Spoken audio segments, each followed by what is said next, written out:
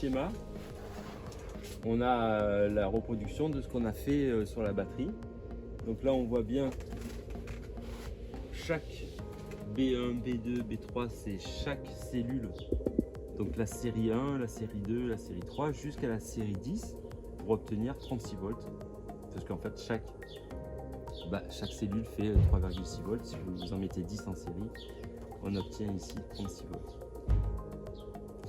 On a tous les départs vers le BMS de chaque pont en fait. Donc le premier c'est le moins, le négatif, et après vous avez le pont entre la cellule 1 et la cellule 2, entre le positif et le négatif de la cellule 2, entre le positif et le négatif de la cellule 2 et 3, entre la 3 et la 4, entre la 4 et la 5. Voilà, donc à chaque fois vous avez le câble d'équilibrage qui part vers le BMS et qui est soudé sur le pont entre chaque cellule de chaque série. Donc le négatif, la première cellule, le premier négatif va directement au BMS, à la partie B-. Donc c'est le négatif général de la batterie. Et la partie positive va directement au contrôleur.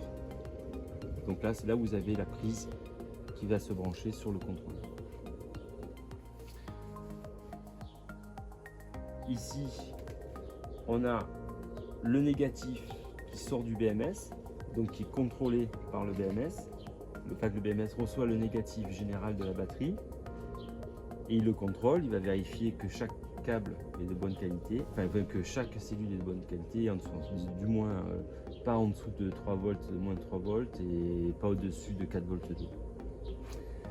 Et que aussi ça tire pas trop, c'est-à-dire que vous pouvez avoir plus de 20 ampères, il va bloquer. Donc il y a plusieurs paramètres qui vont être étudiés par le BMS, contrôlés en gros, et qui va permettre de faire la sortie du négatif. Voilà, si tout se passe bien, ici vous allez retrouver la même tension qu'ici. Et s'il y a un problème, il n'y a plus de tension à cette borne. Donc si tout va bien, la borne négative va rejoindre le contrôleur de la même manière que la borne positive rejoint le contrôleur. Voilà.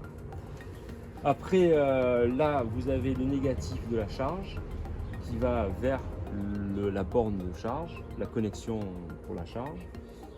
Et ici, vous récupérez le plus de la même manière que pour la sortie du contrôleur. Vous récupérez aussi le plus pour la charge. Et voilà, vous avez votre batterie schématisée.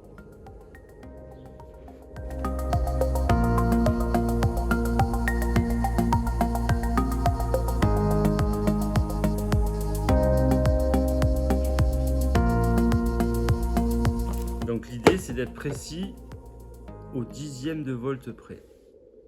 Donc 3,54. Et on en a à 3,54. Donc là, on aurait une batterie équilibrée de 35 volts 4. Voilà, une qui fait 3,53, donc on ne peut pas la mettre. Non, elle déséquilibrerait la batterie. Parce qu'un dixième de volt multiplié par 10, ça fait 1 volt. Et un centième, voilà, celle-ci aussi 3,53. Donc il faut qu'elles aient strictement le même voltage au centième de volt.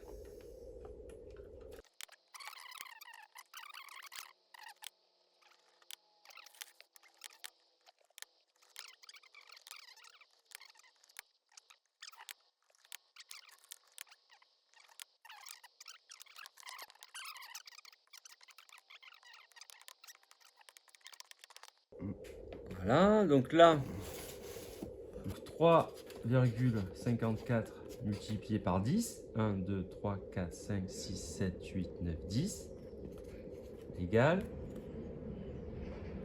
pourquoi j'ai mis 3,54, 35,4 volts, 10 S. Là, on parle du voltage. Une seule cellule, c'est aussi, c'est 3,5 enfin 3,4 exactement, ampères par heure. Une seule cellule. Comme on en met 3, 1, 2, 3 en parallèle, on multiplie par 3 et on obtient quasiment, on va dire, du 10,5 ampères par heure. Donc 10,5 ampères, c'est déjà une batterie qu'on appelle une 3P. 3P. 10S, 3P, 10,5 ampères heure.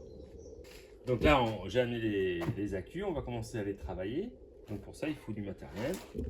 On est obligé de mettre le petit pad pour protéger la partie négative de l'accu, parce que tout est négatif. Tout ce qui est sous le plastique, c'est du négatif. La seule pointe positive, c'est cette petite pastille isolée du reste. Et pour qu'elle soit encore plus isolée, on met hop, une petite pastille collante qui permet d'augmenter la protection. Comme ça, quand on soudera ici, on aura moins de risque de court-circuit avec la totalité négative de l'accu.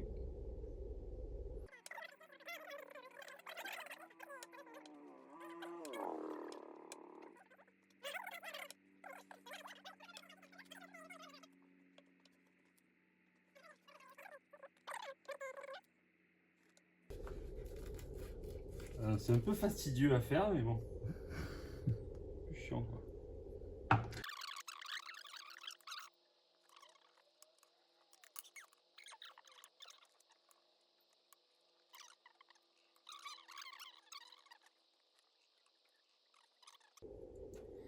Et voilà, notre batterie, elle est prête. Là déjà, on va commencer à prendre ce genre de structure qui permet de ronger les accus. Et là, on va pouvoir faire notre assemblage et après découper. Donc une dans un sens. Donc ça, c'est pour éviter que les accus se touchent. Là, on inverse. Donc on va faire une série pour être plus simple. Donc là, ça serait la parallèle. Là, ça serait la série. Donc un plus, un moins, un plus.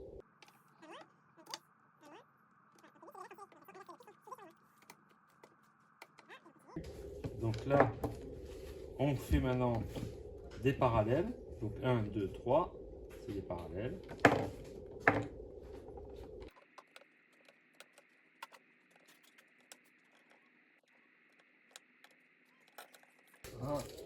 Et voilà, donc 1, 2, 3, 4, 5, 6, 7, 8, 9, 10, x 3, 1, 2, 3. Donc maintenant, il suffit de découper ce qu'il y a en trop, ici et là, pour isoler la batterie. Voilà. Ça.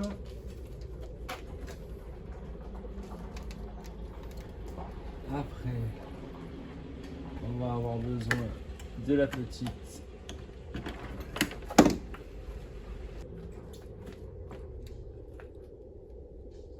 voilà.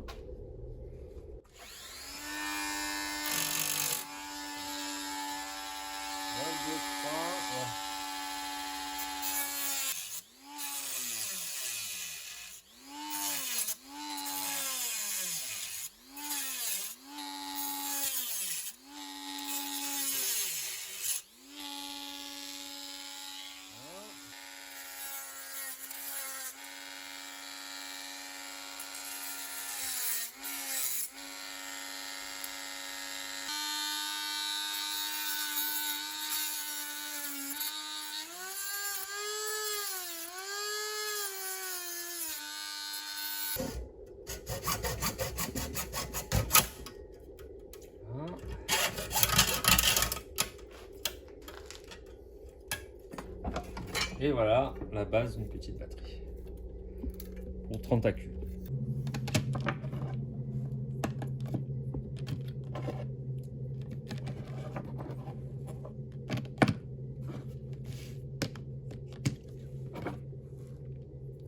Les rebuts, on met de côté.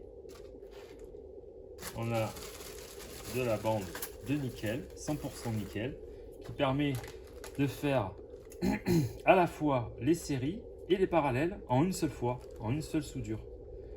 Cette tige là, elle va faire les parallèles et celle-ci, elle fait les séries. Et on va retrouver la même de l'autre côté et ainsi de suite. une là, une là, une là et une là. Il faut juste couper pour 3 cellules. Donc là, on prend la petite, il va bien, et on y vache.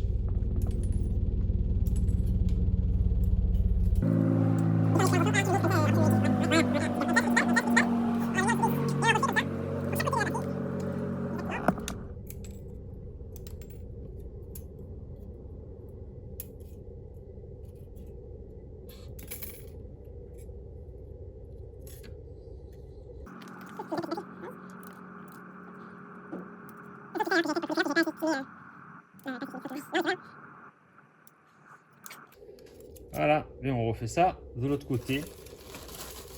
2, 3, 4 et 5. Et au-dessus, c'est un peu différent parce qu'on va fabriquer le positif et le négatif. Donc là, c'est une soudure un peu spéciale avec où il n'y a pas de série. C'est la fin des séries.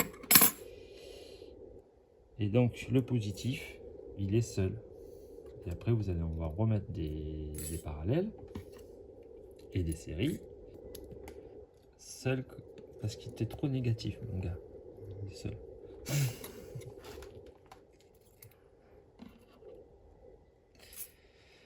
Voilà. Et voilà.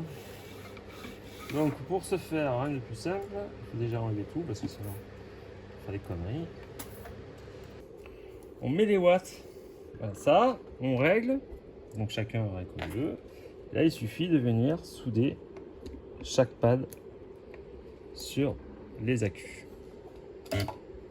Voilà, c'est pas plus compliqué que ça. Alors, on vérifie si ça a bien pris. Ouais, c'est nickel. C'est bien parti.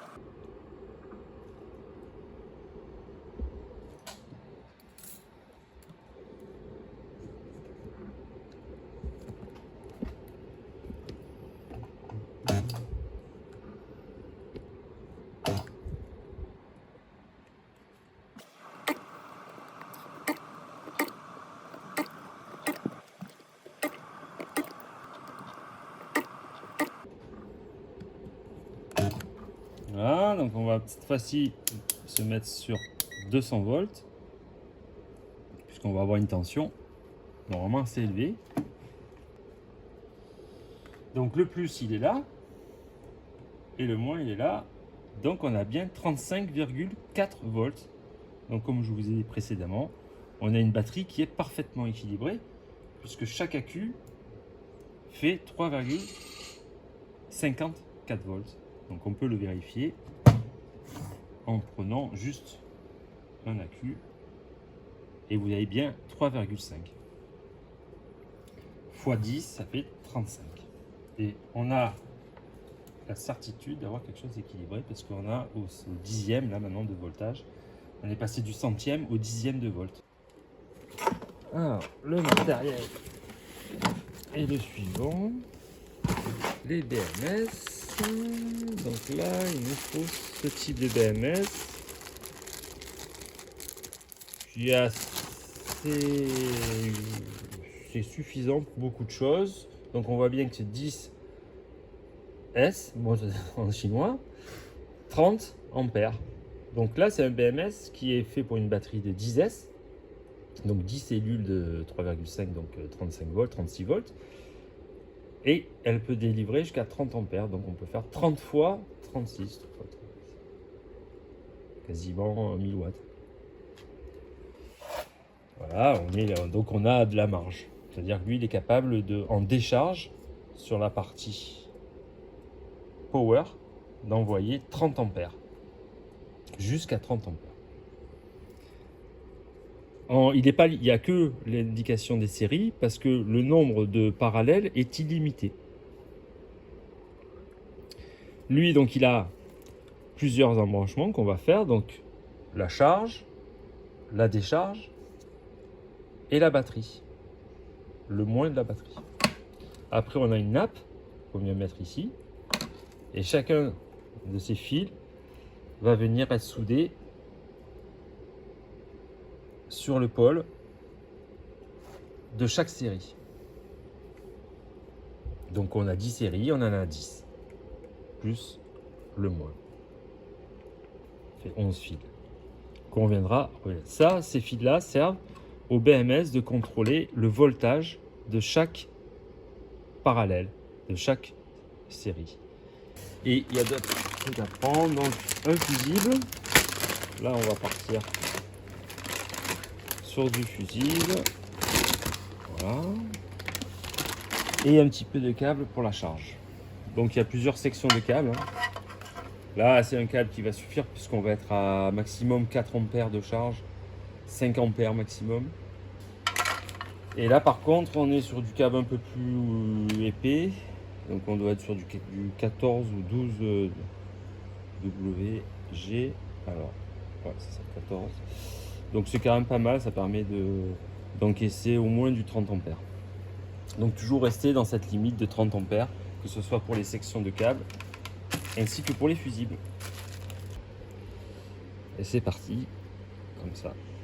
Donc ça permettra, une fois qu'on l'a coupé, j'ai perdu le manque de trucs. Voilà. Ça permettra de relier directement le plus, ici, à la sortie. Donc là, c'est sur la décharge. Après, tout le circuit moins, il passe par le BMS. Et donc là, c'est des fusibles pour la charge. C'est ceux qui vont aller avec ce fil-là. Donc c'est un fusible de moindre capacité puisqu'on va mettre un fusible de maxi 5 ampères maxi. Aussi des petits chargeurs, parce que nous on choisit ça comme système de charge. Voilà. Et c'est à peu près tout. Alors la gaine, à la one again. Alors tac. Alors ça, petit, donc partir sur une espèce de tresse aussi et sur de la gaine thermo rétractable.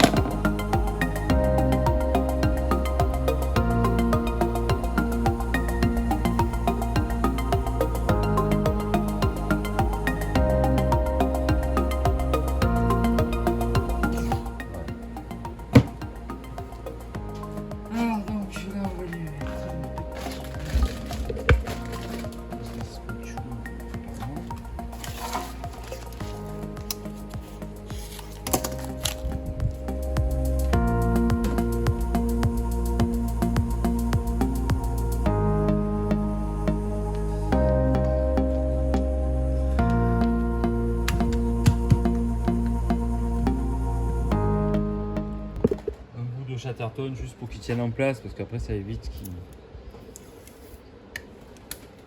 vienne se balader un peu à droite à gauche. Voilà, ça il bouge plus.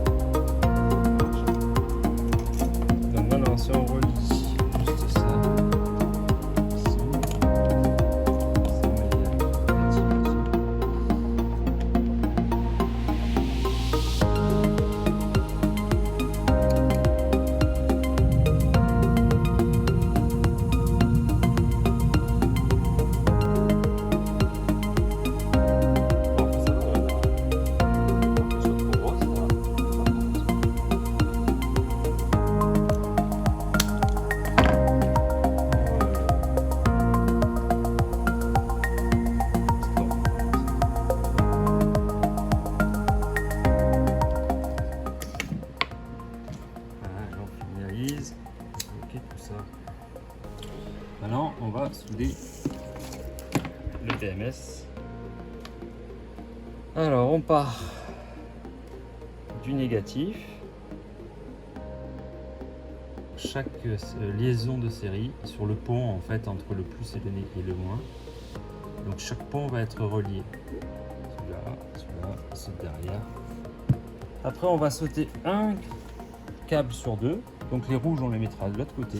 Là, on met tous les jaunes à la suite.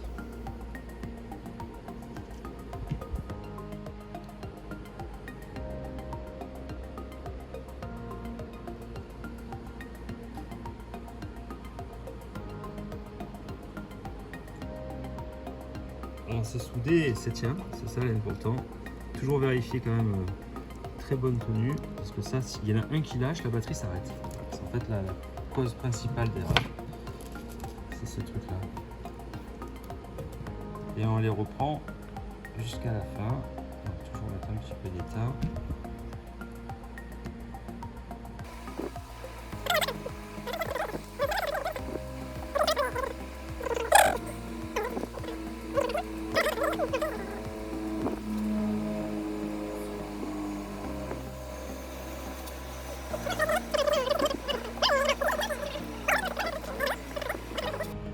Mettre là par exemple.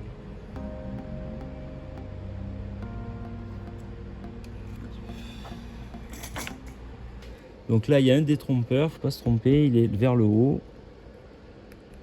Ouais, effectivement, faut pas la rentrer à l'envers, sinon c'est pas bon. Donc là, en branchant ça, ça devrait lancer le BMS.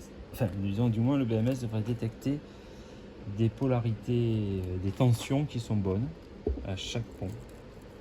Donc ici, il détecte 3,5 sur chaque soudure, sur chaque fil jaune et rouge. Il devrait déverrouiller le transistor, en fait. Quelque chose ici. 35,4, donc c'est parfait. Ça veut dire que le BMS retransmet le bon voltage, le voltage total de la batterie. Il n'y a aucune coupure à l'intérieur du BMS.